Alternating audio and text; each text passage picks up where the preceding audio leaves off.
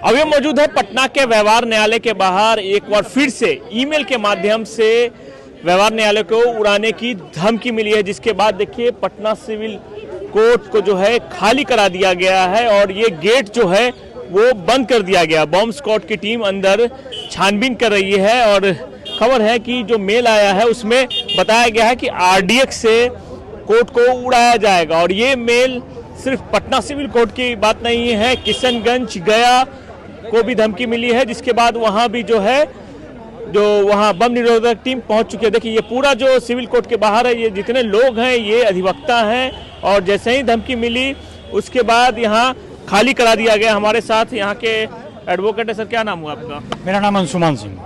और क्या पता चला आप लोगों को? और हम लोग को जो बार ये हो चुका, क्योंकि बार ये चौथी बार मुझे लगता है कि साल में ये पहला हो गया है ना, साल में पहले साल में ही पहली धमकी मिली है। और ये देखिए, जब अगर धमकी भी मिलती है और उस पर अगर कानूनी कार्रवाई नहीं होती है तो वो भी अन्याय है। जिस तरीके से दूर दूर से लोग आते हैं और आने के बाद इतने पीलेदाई हो जाते हैं, दुखी हो जाते हैं, ऊपर से कड़कड़ाहट की ठंड है, अधिवक्ता हो चाहे कर्मचारी हो चाहे अधिकारी हो, सभी को परेशानी होती है, साथ में जो दूर से आते हैं। तो मुझे लगता है कि ऐसी जब घटनाएं होती है तो जो सूचना मिलते ही लोग भाग दौड़ करने लगते हैं, क्योंकि सभी लोग की तारीख होगी वो कितनी परेशानी होगी, उनका 1 महीना लेट हो गया। तो मुझे लगता है कि ऐसे लोगों पर जो है ऐसी घटनाएं करते हैं तो ऐसे लोगों पर सख्त कार्रवाई होनी चाहिए। और इसकी अभी तक 3-4 बार घटनाएं हुई, अभी तक कोई पकड़ाया क्यों नहीं है? तो मुझे लगता है कि ऐसे लोगों पर जो है निकल करके और सामने लानी चाहिए। और साथ में जितने भी हैं अधिवक्ता, अधिकारी, कर्मचारी, सबको सुरक्षित और महफूज रखने का है। कहाँ से धमकी मिली कुछ पता? ये अभी ईमेल के द्वारा आई है और हम लोग को टेलीफोनिक मैसेज किस संगठन से क्या पता? LTT कुछ ऐसे नाम है। जी जी जी, श्रीलंका वाला है। जी जी, जो भी है। पिछली बार जो आया था वो कहाँ से आया था? वो भी कोई धमकी दिया था और इसकी जानकारी जो भी होगा अब इसके बाद की जानकारी होगी, अभी उतनी जानकारी नहीं। बॉम्ब स्क्वाड की टीम जांच हाँ जी, अभी जांच कर रही है और जांच करने के बाद ही पता चलेगा कि वास्तविकता क्या है। आप लोग को बार बार परेशानी हो रही है? बहुत काफी परेशानी हो रहा है, दिक्कत हो रहा है।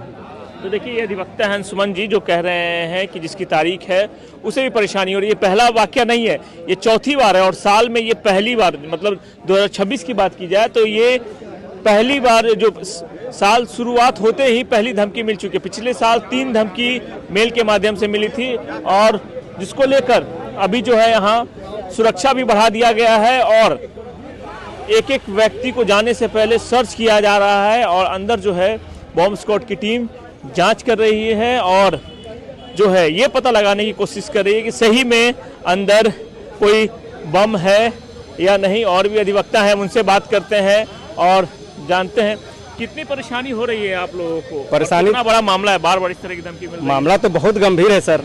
आप समझिए कि चौथी बार राजधानी पटना सिविल कोर्ट में इस तरह की घटना का सूचना आता है और अभी तक इस पर ना कोई अज्ञात के खिलाफ भी मुकदमा नहीं हो रहा है। और छोटा सा मोबाइल चोरी होता है तो उस पर मुकदमा होता है, ट्रेस भी हो जाता है, लेकिन ये अपराधी ट्रेस नहीं हो रहे हैं। कहीं ना कहीं बिहार सरकार, बिहार पुलिस सोई हुई है और उनके गाल पे तमाचा जड़ने का काम यह सामाजिक तत्व कर रहे हैं। माननीय पटना उच्च न्यायालय से हम चाहते हैं कि संज्ञान ले इस मसले पर, क्योंकि ये गंभीर प्रकृति का अपराध हो सकता है। निश्चित तौर पर आगे आने वाले दिनों में हम कहाँ सुरक्षित, जब आज सुरक्षित नहीं तो आगे कैसे उम्मीद कर सकते हैं सर। क्या नाम है आपका? एडवोकेट महेश, पटना से। कई जिलों में धमकी मिली है? 4 जिलों में मिली है और उस पर देखा जाए कि 3 बार पिछले भी धमकी मिली। 3 बार धमकी दिया गया तो उस पर कार्रवाई क्या हुई, कितनी गिरफ्तारी हुई, क्या FIR हुआ, क्या हुआ? ये चौथी बार है। अभी तो हमारे गृह मंत्री सम्राट चौधरी जी बने हैं और उनसे बहुत उम्मीद है कि कुछ पॉजिटिव होगा और ये इस तरह की धमकी दोबारा नहीं आएगी। कितने लोग की जान माल की खतरा बना हुआ है। सोचिए, जब ये न्यायालय जो मंदिर कहा जाता है, न्याय की मंदिर है, वो सुरक्षित नहीं है तो और कहाँ आदमी सुरक्षित रहेगा?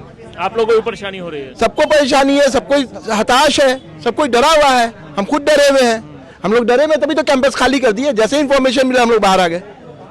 सब कुछ अस्त व्यस्त हो गया। बताइए सारे कितने केसेस यहाँ पेंडिंग है और ऐसे होगा तो क्या होगा? कितने लोग बाहर से आते हैं, हर गरीब, हर तबके के लोग आते हैं, छोटे से छोटे गरीब से गरीब जिनको खाने की भी नहीं होती है, वो कैसे कैसे करके कोर्ट पहुंचते हैं, वकीलों को पैसा देते हैं और कुछ खर्चे होते हैं। वो तो उनका वेस्ट हो गया, उनका टाइम भी गया। बताइए अब क्या होगा? क्या नाम है आपका? मेरा एडवोकेट रजवी। चलिए अधिवक्ता यहाँ के, और ये लोग डरे समय है क्योंकि बार बार जो है धमकियां मिल रही है। इस बार भी देखने वाली बात हुई क्या इस बार बम मिलता है या नहीं, क्योंकि पिछली 3 दफा जो हुआ बम नहीं मिला और उम्मीद जताई जा रही है इस बार भी कुछ नहीं मिलने वाला है। जो मेल आया है मेल के माध्यम से सिर्फ डराने का प्रयास किया जा रहा है। सुजीत कुमार, बिहार तक, पटना।